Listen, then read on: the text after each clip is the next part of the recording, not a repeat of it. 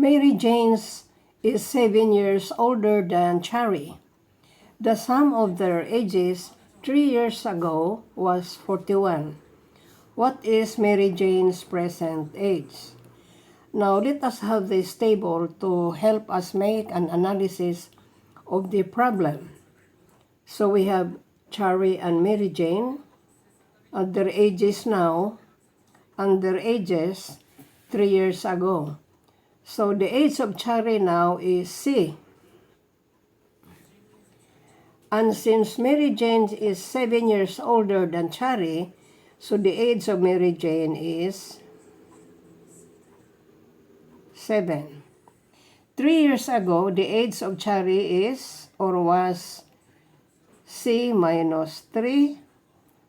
And the age of Mary Jane was C plus 7 minus 3. That would be C plus 4.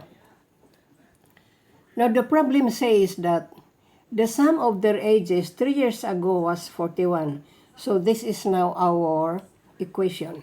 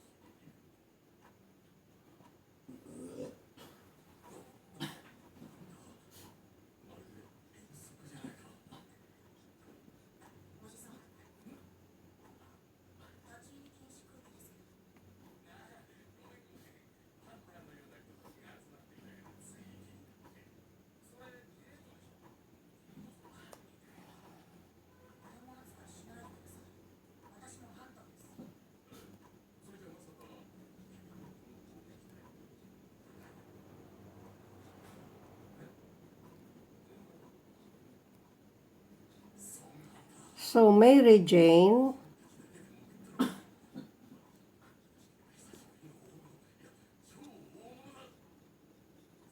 is now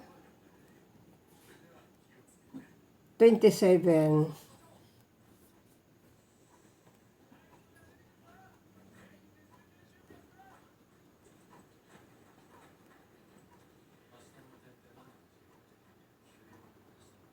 years old.